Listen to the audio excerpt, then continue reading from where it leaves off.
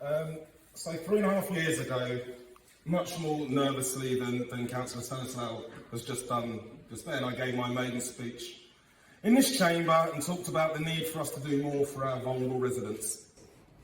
In the time since then, all we've seen is more people falling into poverty, more children without food, and more families facing precarious futures.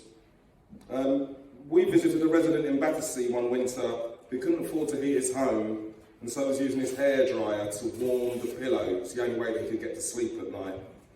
And we know many who regularly went hungry so that their children could be fed. Poverty isn't a cash flow problem. It undermines mental and physical health, and it robs us all of the potential of thousands of our residents. People in poverty are also less likely to have strong social support networks around them because all their energy is spent on survival. This puts them at a higher risk of homelessness and addiction problems.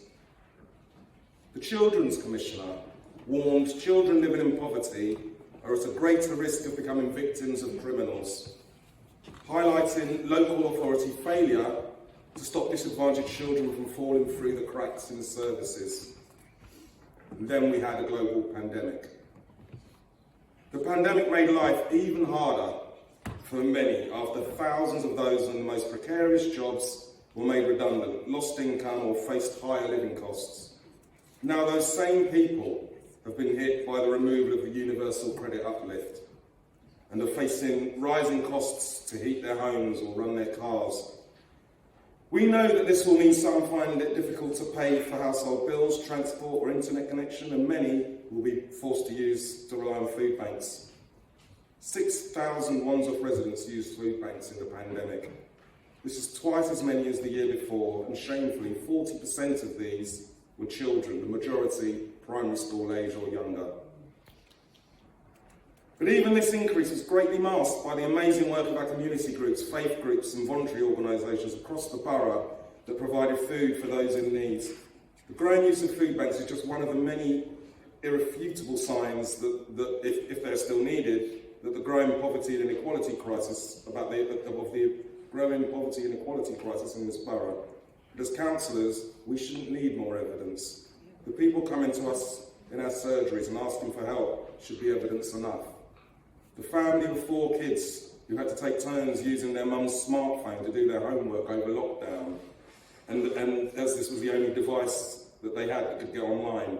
I know councillors across the chamber have worked hard to make sure laptops are provided to many of those who needed them, but access to devices was just one of the challenges faced by struggling families. And let's not fall into the trap of believing the rhetoric that those struggling just need to look harder for work or cut back on luxuries. Even before the pandemic, in-work poverty in Britain was at an historic high. 1 in 6 working families living in poverty, with high rent, low pay and a porous benefit system, leaving many trapped in poverty despite having jobs.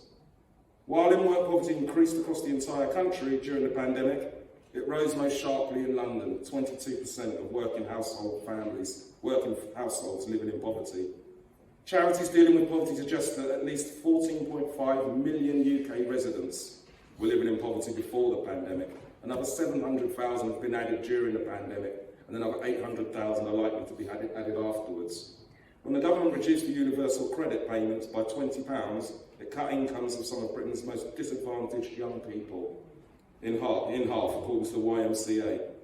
A 19-year-old in a 1-bedroom private accommodation, working 24 hours a week for minimum wage, will be left with just £51 for the month after covering rent, bills and essentials.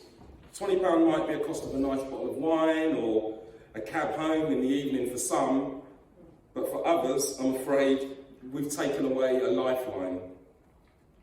The measures in this motion should not be controversial. We saw during the pandemic that we can achieve whatever we set our minds to. Providing a path out of poverty for our residents isn't just possible, it's essential.